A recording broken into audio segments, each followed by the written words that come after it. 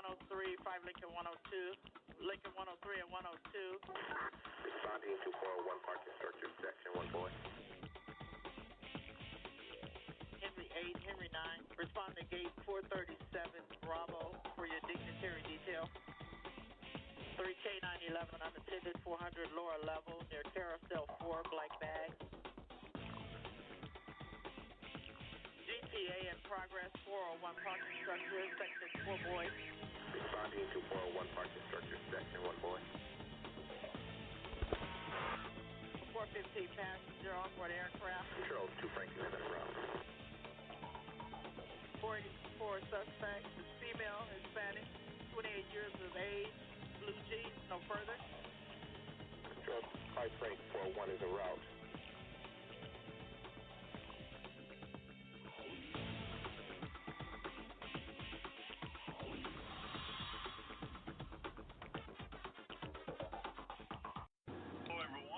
To this edition of the Private Officer Beat Radio. I am your host, Rick McCann, founder and CEO of Private Officer International, a private security and law enforcement organization, and Armor College, a public safety trade school. We are glad that you are joining us today, and we have certainly more than our share of things to talk about. This has been the craziest and most violent week for law enforcement and security. People shooting our frontline officers for no reason, for the fun of it in 2 cases. And I have not seen in the last 40 plus years our society turning so far against law enforcement as I have in the last 5 years. 2 New York City police officers shot in the line of duty. The suspect walking into an NYPD precinct and opening fire over the weekend. A Florida state trooper trying to assist a motorist shot to death. Private security officers finding themselves on the end of a gun barrel. In fact, in the last 5 weeks, private security have found themselves in a situation where they've had to defend themselves with deadly force. 16 people killed so far in the last 5 weeks by private security, having to use lethal force against offenders. 34 other people shot by security in the line of duty. These headlines should be shocking to anybody. But unfortunately, many don't care. Don't pay attention. 34 people shot. 16 others killed. That's 50 instances of deadly force, lethal force, that we know of involving private security just in the last 5 weeks. Private security have killed 2 persons involved in active shooters during this time. They have shot to death 5 people involved in armed robberies of the business or the security officer. And they have killed 9 others who attacked them with deadly weapons. Now, right now, as of yesterday, we have checked our resources. of all of the 50 sent to the grand jury to determine charges. But overall, as you can see, most of these shootings were justified. Most of these shootings legal. And even where the security personnel have been arrested or the grand jury has the case in their hands, that doesn't mean that the officers didn't use lethal force. In reviewing these cases, these incidents involving shootings in the last 5 weeks, we found that the security officers prevented many people from being killed. Kansas City, Missouri, at the nightclub where they were celebrating the victory of the Kansas City Chiefs in the Super Bowl, that security officer who killed that armed active shooter, he saved dozens and dozens of lives. And we are seeing this more and more and more and more. Just this past week, I read an article. I don't know where they got their information or their facts, but it said that 57% of all private security officers now in the U.S. are armed with firearms. And we are seeing more and more companies employing only armed security officers. We are seeing more and more schools arming their unarmed security officers. We are seeing more and more uniformed private officers being armed. And so 57% to me sounds legit, but I don't know where that information came from, but I can believe it. And it may even be a little bit higher. You're going to see more and more security officers being armed and only being armed. They have to be able to protect and defend themselves before they can help anybody else. It's almost ludicrous when you see unarmed security officers in places where there's a propensity for violence. School systems putting unarmed security officers. Colleges and universities putting unarmed security officers, calling them public safety officers. You can't defend yourself. You can't protect others. And it really is that simple. Violence is up. And there's no two ways about it. There's no way to sugarcoat it. There's no way to ignore it. Across the country, violence is up.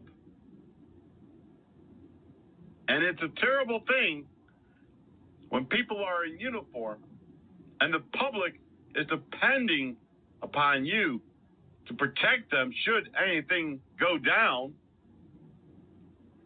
and all you can do is run and hide with everybody else. This is a different day and time. This is a different world.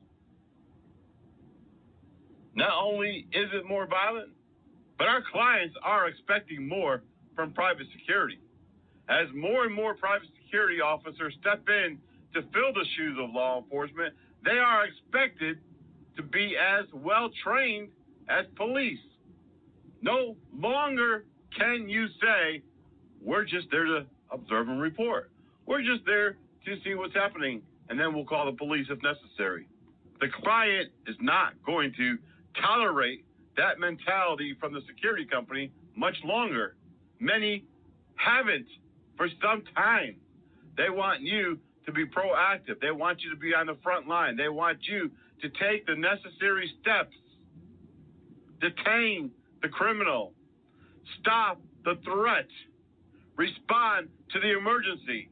And if you can't do it, a lot of these companies will not be around much longer. As more and more police departments are short-staffed and unable to recruit. Many have 200, 300, 400 openings, and they cannot fill them. They cannot recruit enough people. And sadly, even the ones that they are recruiting now are not of the quality that they were just 10 years ago, because police departments are so desperate. They've lowered their standards. They've lowered the training requirements. They've even allowed some who have criminal records, minor.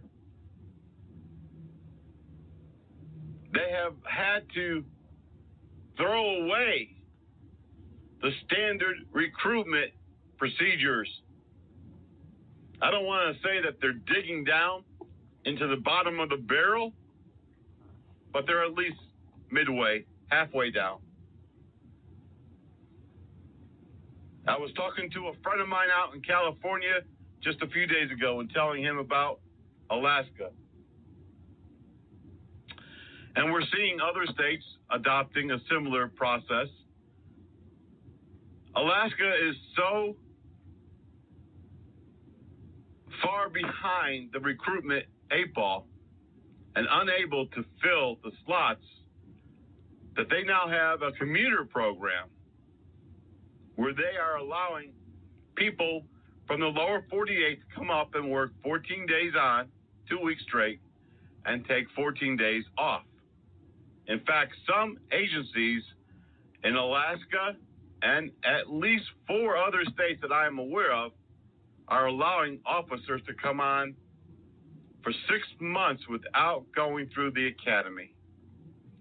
6 months on duty with only internal in-house training. And then, if they make it, if they still last, if they still want the job, then they go through the academy. Well, that's almost like what they do for security. Hey, come on in, no training required. Or if we are going to train you, we'll do it in 60 days from now, and we'll see if you last through the initial probationary period. Many police departments are hurting for officers, and they are willing to do what it takes. Today, we're talking about choose to live. Choose to live. That will be our topic today as we are talking about the violence. We are talking about the deadly attacks on law enforcement and uniformed security personnel. We are talking about going home to your family. And I am so sick and tired. I am really so PO'd at security officers who don't think anything is going to happen to them. So many people have become ignorant, dead to the thought, blind to the reality of what being in a uniform with a badge is all about, and what are the things that could happen to you. In Dallas, Texas, just last week, a security officer standing outside of a convenience store, leaning up against the wall, when a man in a hoodie got out of a vehicle, walked up the sidewalk nonchalantly. This was at night. The security officer is seen in the video watching and playing and texting and on his phone, not paying attention. The man in the hoodie gets right up to him, pulls a gun, and shoots and kills him.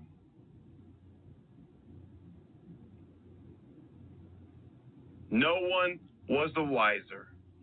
The security officer, even though it appeared that he was unarmed, he may have been armed, I'm not sure, but he was not aware of his surroundings. We talk all the time. about situational awareness, people don't think about it. They don't believe in it. They don't keep it as part of their daily habits when they're on duty. They just don't think anything is going to happen to them. And before we go to our first break, we had a similar situation a couple of years ago in North Carolina, where a security officer outside of a grocery store, on duty in uniform, a juvenile, was in the wood line watching that security officer's every move. And that juvenile stalked the security officer, literally going back and forth and back and forth. Video would show later that this teenager was out there for well over an hour in the woodlines, waiting for the right moment to attack the security officer, to kill him, and to steal his firearm.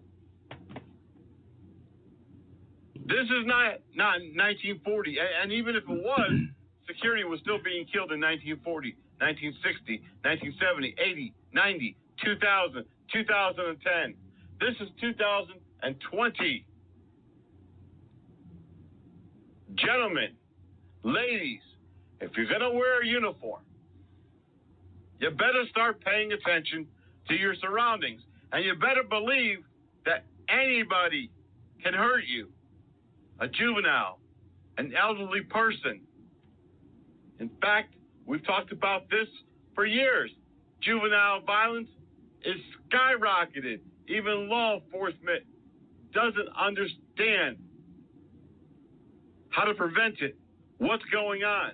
Well, we do know what's going on. Kids have no parents at home. Kids have access to firearms. Kids have access to drugs of every type. We're seeing juveniles overdosing on heroin. Gentlemen, ladies, if you wear that uniform, if you wear a badge, whether you're armed or unarmed, you better have 1,000% the best situational awareness. You have to have your head on a swivel and be prepared to fight or run. And if you're an armed officer, last year we saw almost 24 security officers disarmed. Every year, that number continues to grow, and several security officers were killed with their own firearm. We're going to take a quick break. When we come back, we want to talk more about Choose to Live. Choose to live.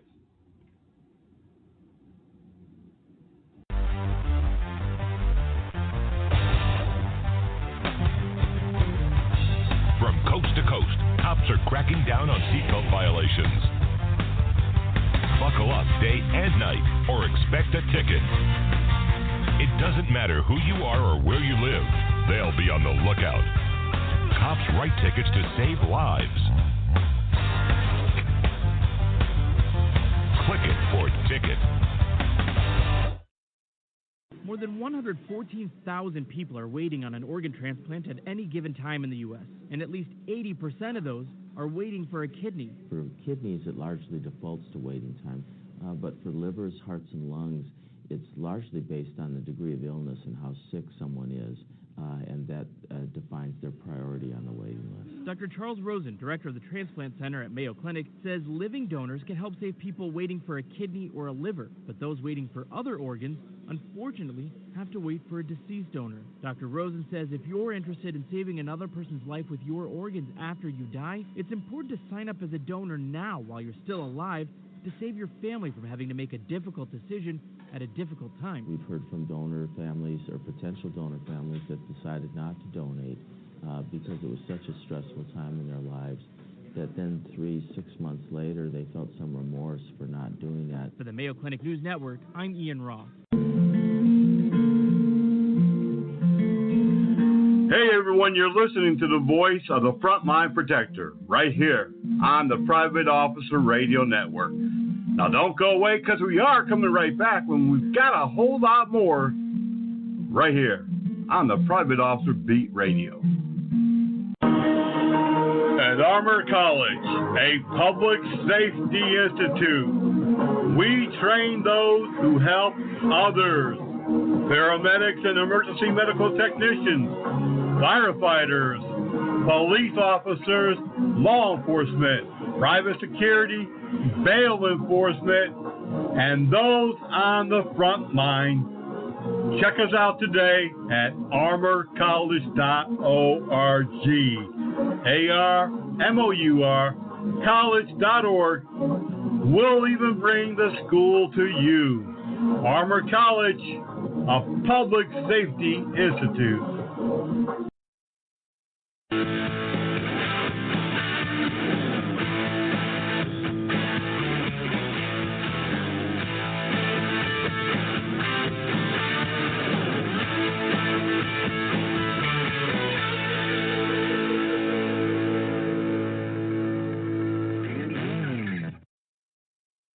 We're back right now on the Private Officer Beat Radio. Glad you are with us.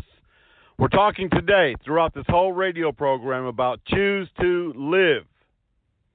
Certainly no one chooses to die. Hopefully you don't want to go home in a pine box. But unfortunately, people do make mistakes. They don't pay attention to their surroundings. They don't follow procedures or protocols. They don't think about what might or could or will happen. Oftentimes we've talked about situational awareness and what if this happens and what if that happens.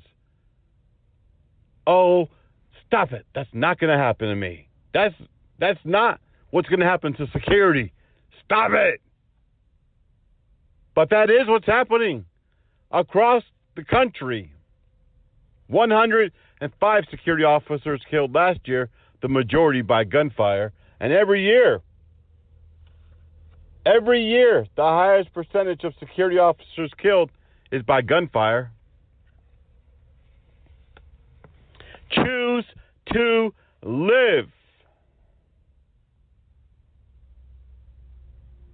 2 New York City police officers were ambushed this weekend and shot. They're going to survive, thankfully. A Florida state trooper trying to help somebody with a disabled motorist situation, shot and killed.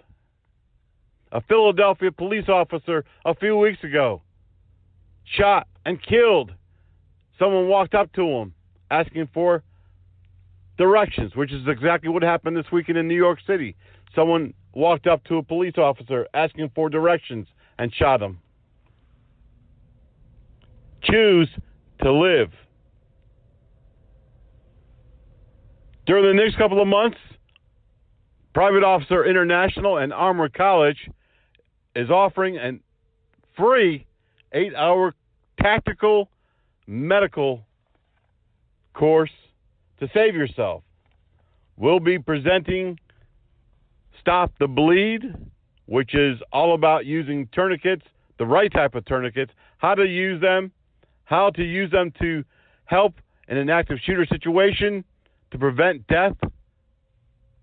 We'll also be training for tactical first aid measures that are Army proven and SWAT proven to work out in the field. We've posted several dates coming up. Go to our Facebook page, and we'll be posting them throughout the next few weeks where they're going to be. For the next 2 months, numerous locations throughout the country, no charge, 8-hour course. Sign up at armorcollege.org. Save yourself and save others. You have got to be prepared in 2020. You have got to be ready for whatever happens. You have got to be ready to take charge, to take point, and to help others after you've helped yourself. Choose to live. Get this message out to your coworkers, to others in law enforcement and private security. I've seen in the last 3-4 years, probably since the shootings 3 or 4 years ago in Dallas, where a number of officers were killed after being ambushed, and in Louisiana, where police officers were ambushed and killed. I've seen more and more police officers really take this serious, take their safety even more serious than they ever did. Not only are they carrying tourniquets and first aid, but they are also taking more and more tactical type courses, more and more medical type courses to save themselves and others, and they're being much more safer, I think, in the field. And that's just how it has to be. That's just how it has to be. Anytime that you let your guard down, anytime that you start thinking this is not going to happen to me, not going to happen here, no, it never has and never will, that's when things go terribly, terribly, terribly wrong. In the news, we've got a lot of breaking news, but I did see this article, which I think is sad. I was going to say pathetic, but it is pathetic. It's also sad. Akron police chief woke up one morning this past week and decided, you know what? My officers will no longer wear tactical vests. They're not even tactical vests, to be honest. They are exterior body armor. They hold the plates, and they've been designed to hold other equipment like a taser, magazines for your weapon, flashlight. But the Akron police chief woke up one morning out of the blue. I'm sure he's had some comments from some community members and maybe even politicians within the city offices. But he says now, my officers can no longer wear exterior body armor. They can no longer wear anything outside of their uniform shirt. And he said his reasoning is, we're not the military. We're peace officers. I don't want my staff looking like a bunch of soldiers with weapons hanging off their vest. We're peace officers, not the military. And this is exactly his reasoning, taken from his own statements. That's one officer, one cop who has forgotten where he came from. He's left his cops out in the cold to play politician. And that's what's happening with too many command staffs across the country. Too many people getting into chief positions who think that they know what's best. And what they know is how to play a politician.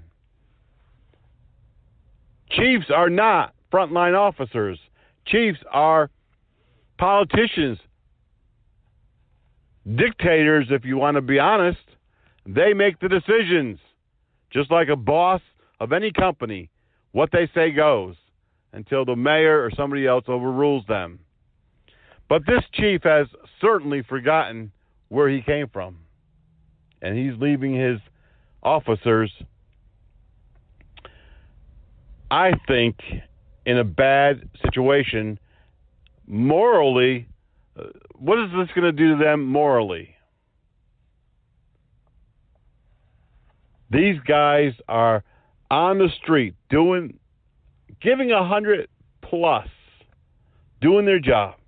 And now the chief says, oh, they look too much like the military. This is happening across the country, folks. Virginia, Dateline, Virginia. We talked about this last radio program.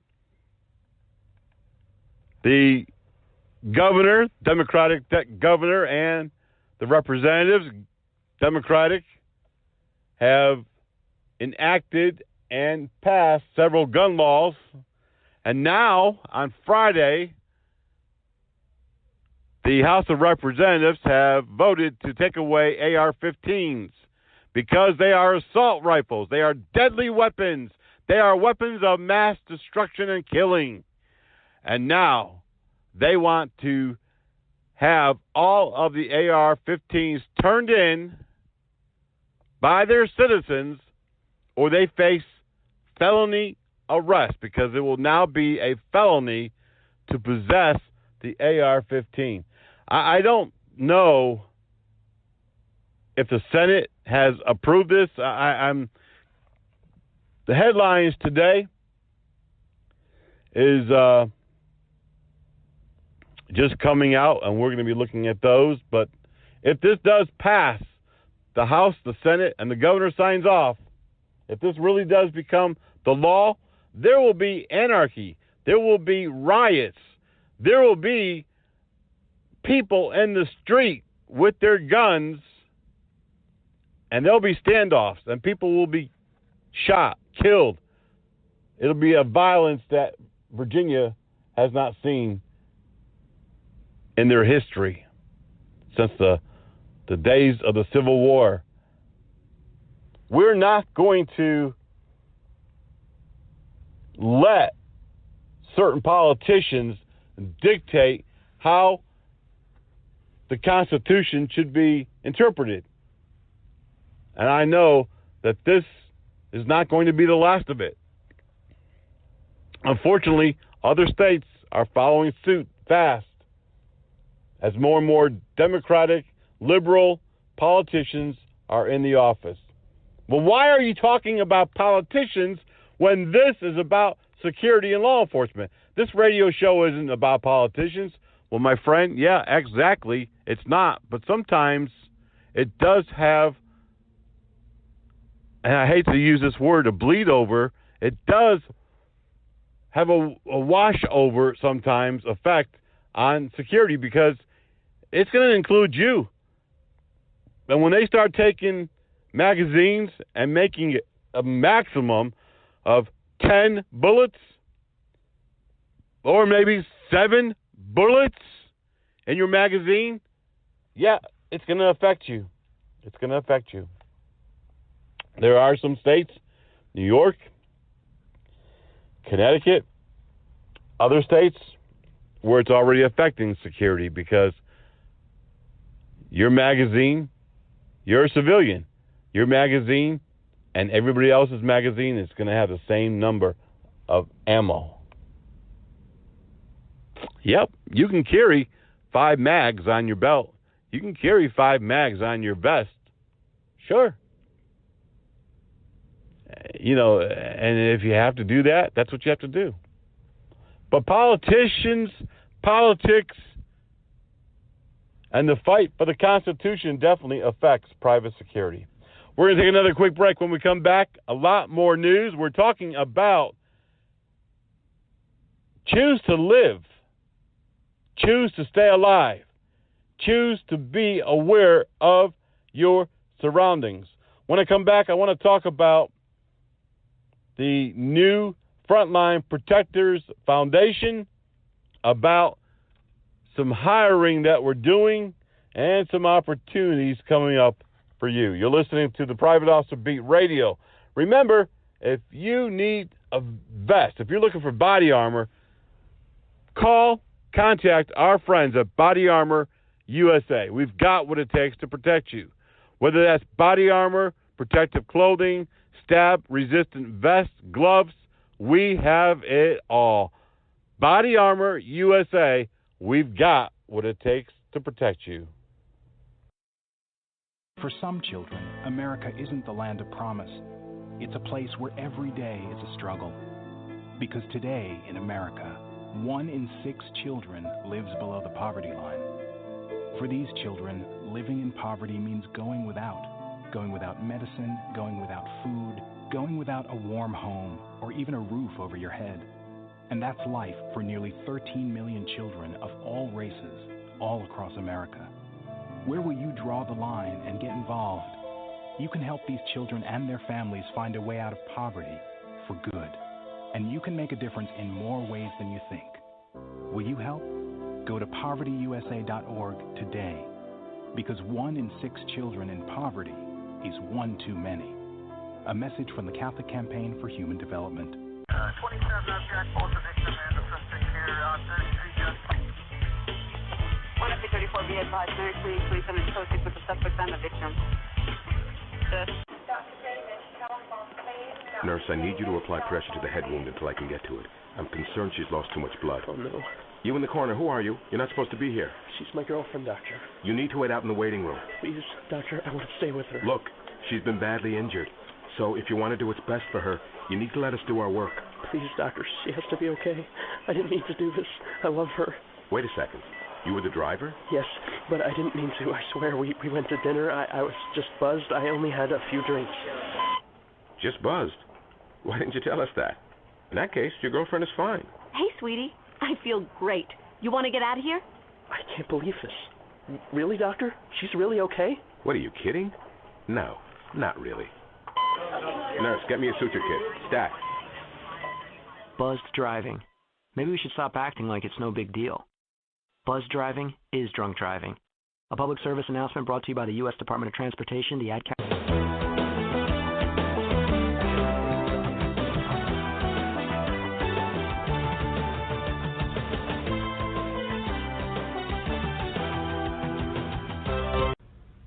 On Thursday, around 12:20 p.m.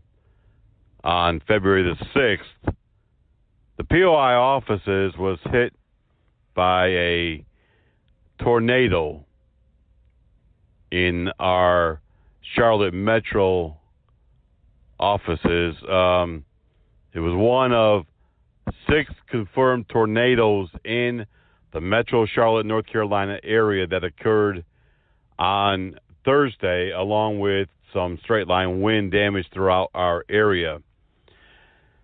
Although we were without power for more than 3.5 days, no internet, no phones, no electricity, and there was a lot of damage to our exterior building and damage to the area where our offices are, and several of our employees, including myself, live in the same town nearby, and we received damage at our homes as well. Minor damage at my home, some major damage at one of our employees. Our offices continued to operate during that time, and they were open throughout the weekend, Friday, Saturday, and Sunday, operating on backup power. We use hotspots to have internet access, and this is not the first time in the last few years that this has happened. Actually, we've had tornadoes or remnants of hurricanes do damage and leave us without power 3 times in the last 5 years. So we're not really in a tornado-prone area. Many areas around North Carolina do experience tornadoes every year, spring and fall. Our area is just on the outskirts of the city, and really, we do see some wind damage and we see occasional flooding, but this is kind of a surprise to everybody in the office. I was on the road doing some training in another state, and I had to leave the training and rush back to North Carolina to take care of business, obviously. But we are back up and running full speed. We got our electricity back. Everything is back in order. In fact, the first thing that my office manager did was she ran to the Sam's Club to get some more food, because the food that we had in our office refrigerator was no good and had to be thrown out. So we had to stock up.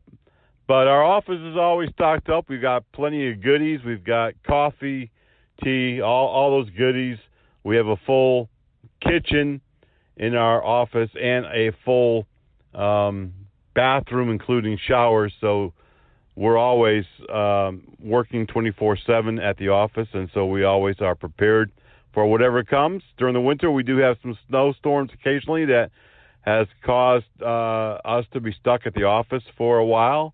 We have ice storms, and again, we can't drive and we're stuck at the office, but we're well prepared and stocked, and we have alternate sources of heat and electrical power. In fact, that's something that we decided this weekend after this outage and tornado that we were going to get a generator. So we're going to be doing that this week so that we are definitely prepared and online 24/7 regardless of the situation.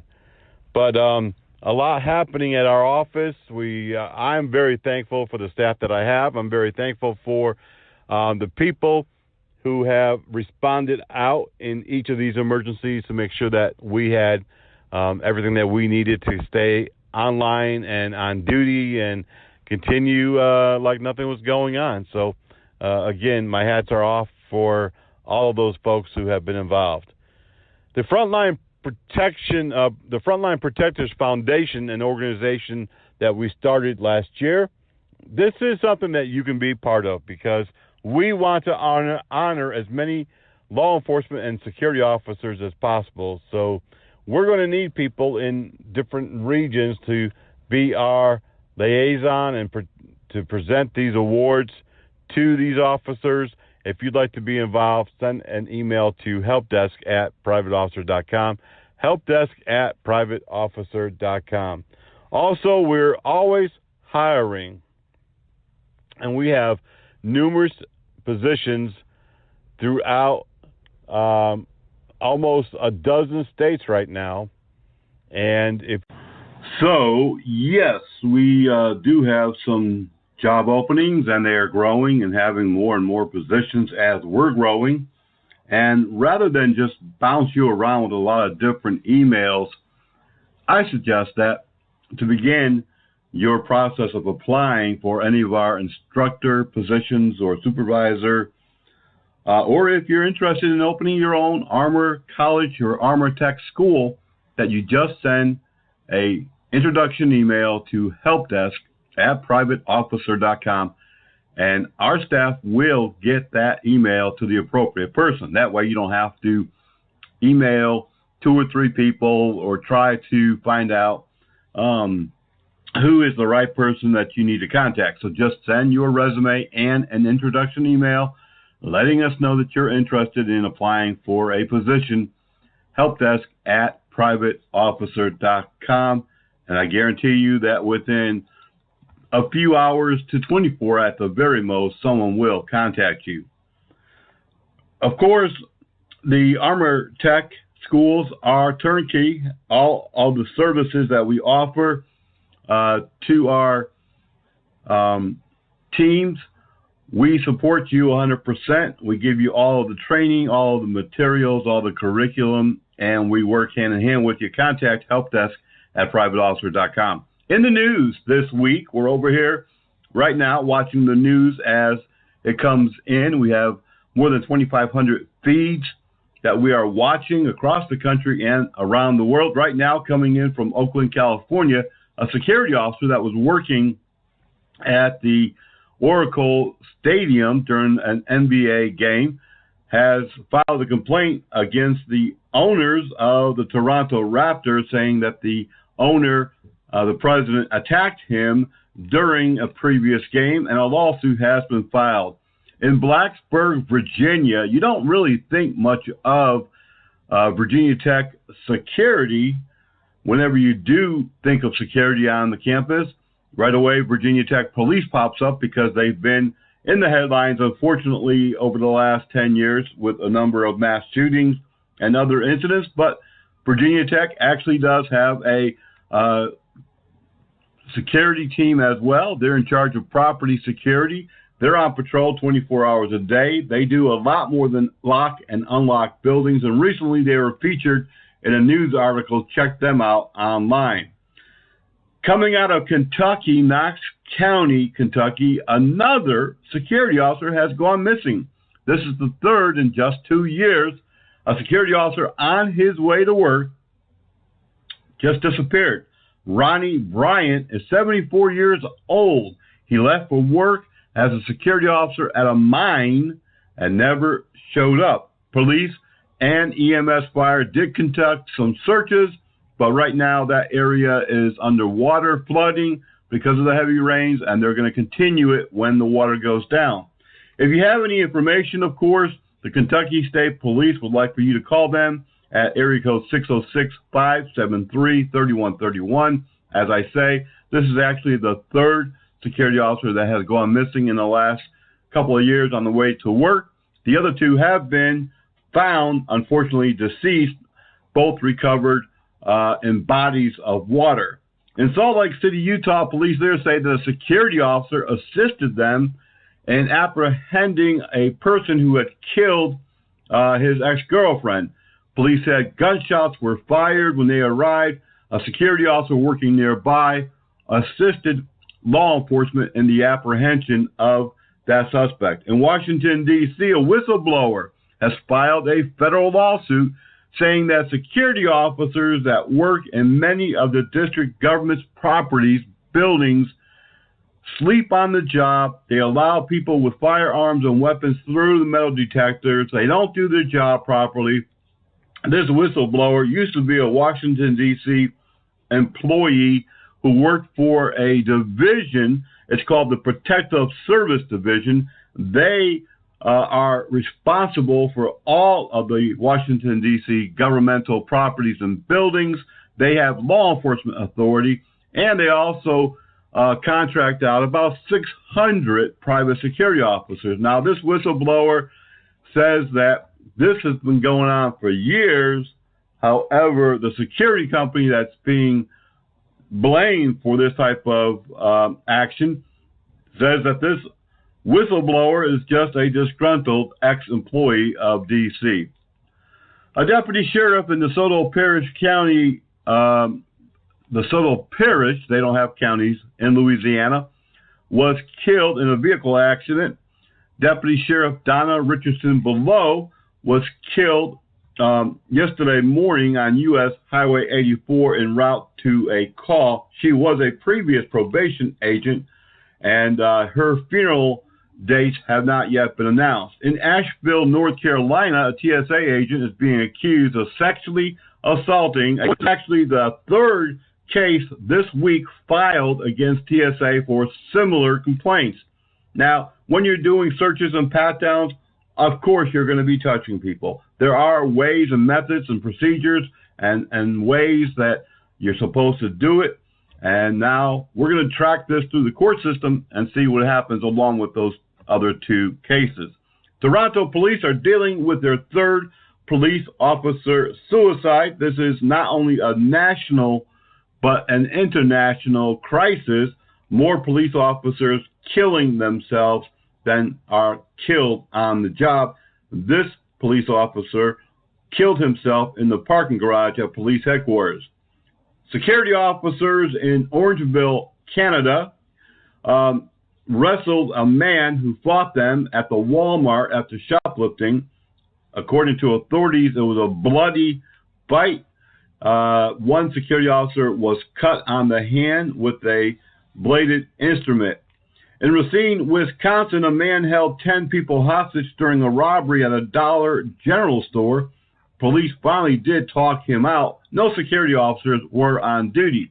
Security in Jefferson County, Kentucky, did apprehend a man, a former employee who had a firearm on the school property. Jason Smiley, 30 now, faces several charges in that incident.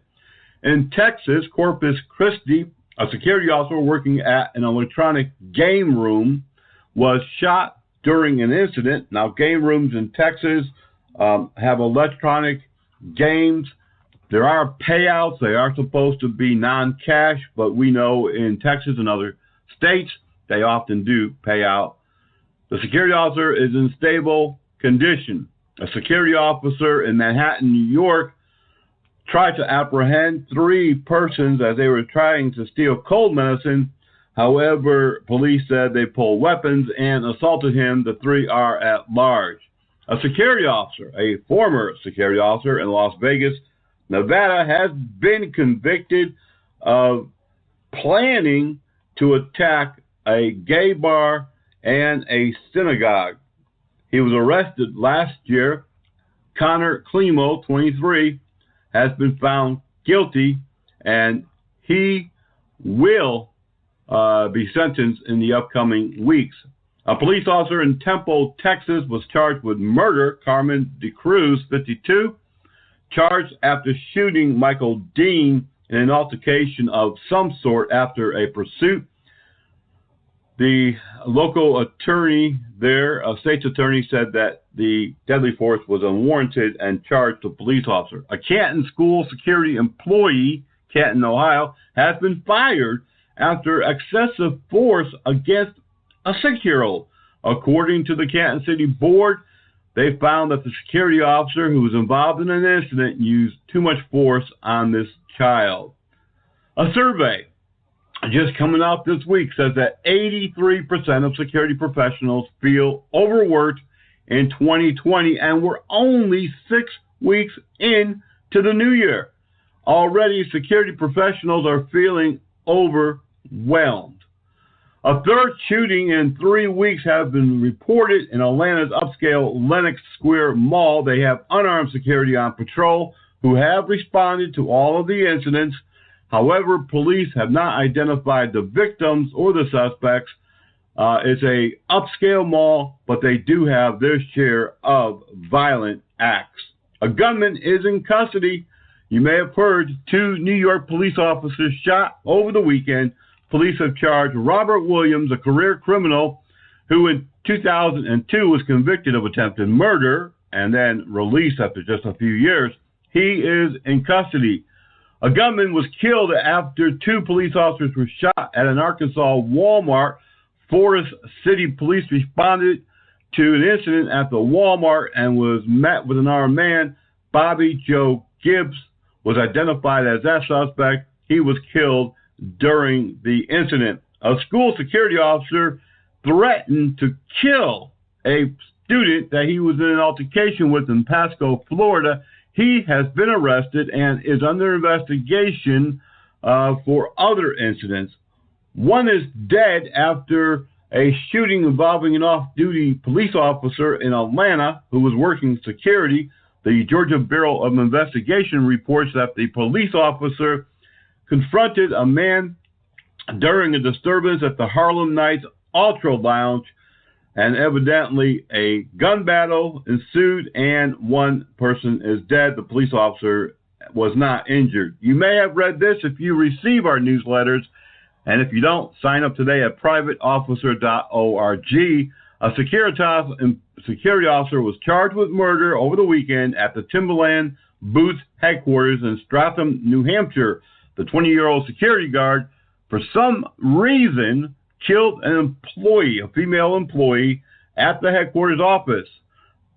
We don't know why. We don't know what happened. Robert Paveo waived all of his rights, pled not guilty, and is pending trial. He's being held without bond. And a final note, in Louisville, a Louisville security company has sued the Jefferson County Public School System there in Louisville after they breached a contract. They had a contract that called for the Morgan Security Service to provide security services to the school, but the school suddenly withdrew, and now the lawsuit has been filed and is pending. Lots of breaking news. Go to our website at privateofficer.org. Sign up today for breaking news, newsletters, and training notices. We're going to take a quick break. When we come back, we've got a lot more to talk about. You're listening to the Private Officer Beat radio show.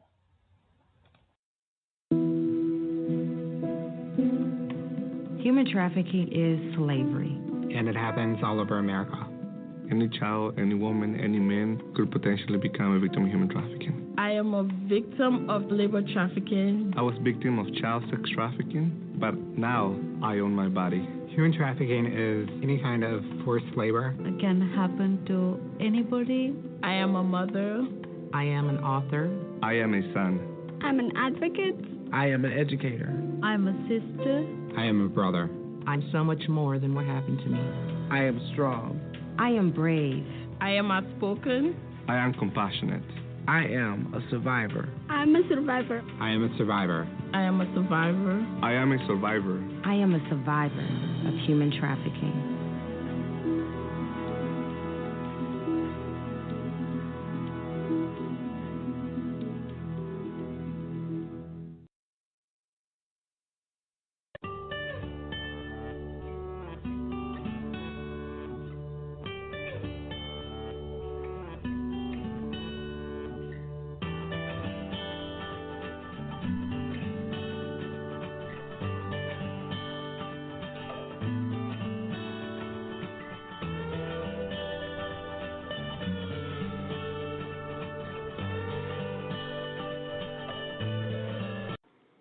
Are you shopping around for armed or unarmed security training, CPR or first aid training, lethal or non-lethal training in and around the greater Metro Charlotte area?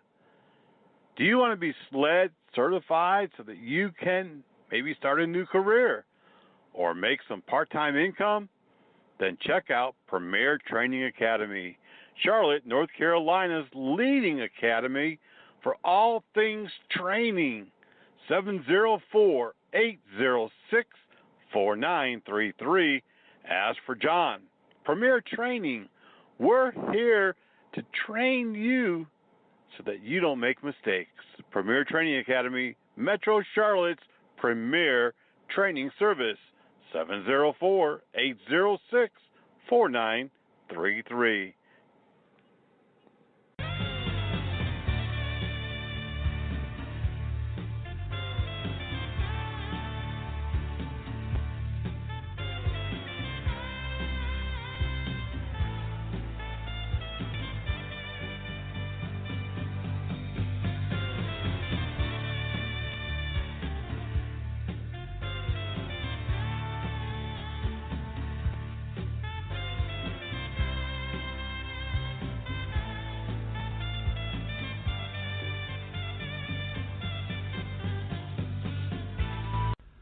This week we have been talking about choose to live.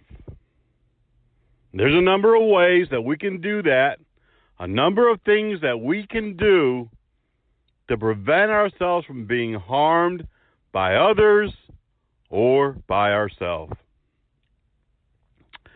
Very quickly, we want to talk about 5 things that we can do to prevent ourselves from being injured or killed in the line of duty. These are all common sense things that many of you probably already do, but maybe some of you need a reminder. We're looking at, of course, first and foremost, our own safety procedures. What do we do when we arrive on post, on assignment? Do we check the area for people hanging out? Do we check the area for crime activity? Do we even know what's happening within the block where our assignment is located? Well, it doesn't really matter to me, you say. That's not my business. That's not my turf. That's not where my assignment is. Well, you do need to know the neighborhood in which you're working. The more prep, the more intel, the more information that you have about the neighborhood that you're in, the better you'll be prepared. Are you able to see what's happening in your immediate surrounding area from where you are in your assignment, whether it be an apartment complex, an industrial complex, an office, a retail store? Are you making frequent patrols of the area? Are you using your senses? What do you see? What do you hear? What do you feel? What have you been told about what's going on in the neighborhood or even on the property where you're assigned? Situational awareness, the key to your safety and the safety of others. If you are not aware of your surroundings, if you are not alert to what happens in that neighborhood, if you're not informed, if you could care less, you are opening the door to being injured or killed. It's just that simple. How about the right equipment? Do you have the right equipment for that job?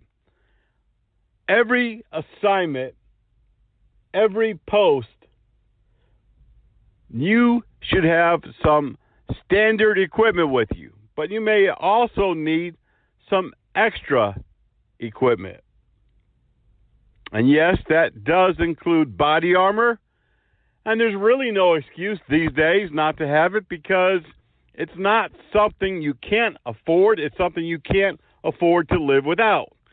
And there are at least 3 companies that I know of, right offhand, without searching, without doing any research, that offer payment plans.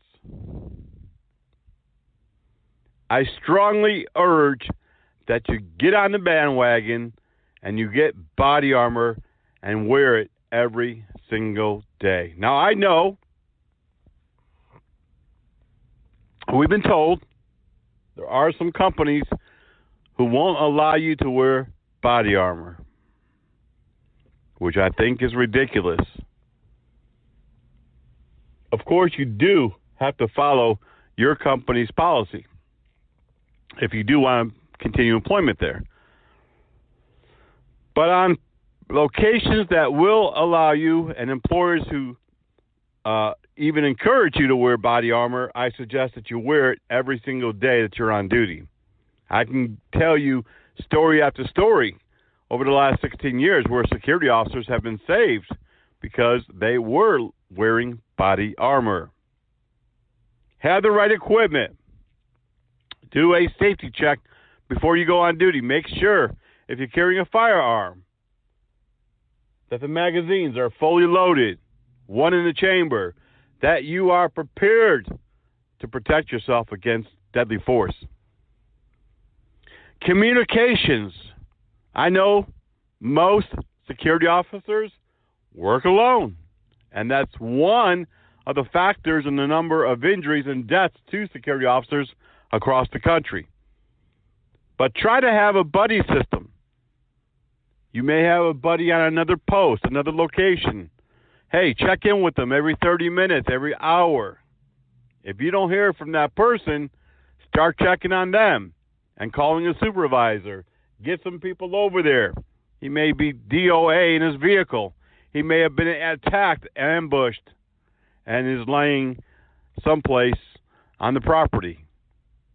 We've had, in the last couple of years, a security officer who ran into a lake with his vehicle and died. And no one found him for more than 48 hours later.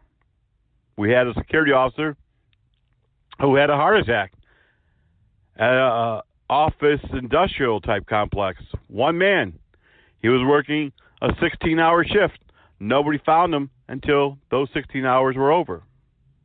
Have some type of communication. If your company doesn't have a 24-hour dispatch center, and most don't, have some way of getting help.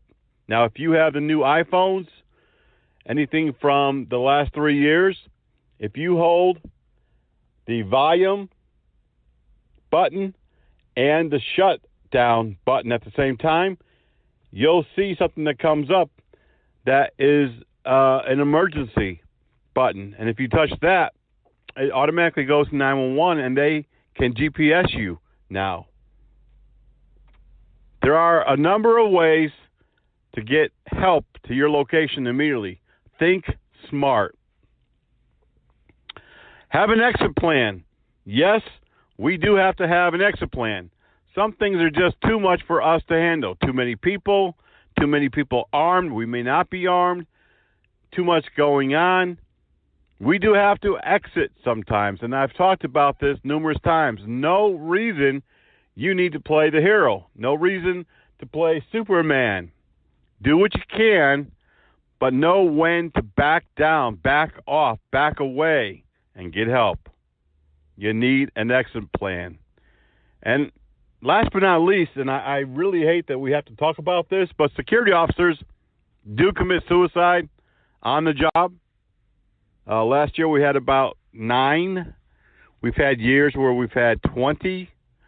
And just like law enforcement, on the job or off the job, on duty or off duty, security officers face the same type of pressures, the same type of social issues, the same type of marital issues that law enforcement and other public safety officials and military face.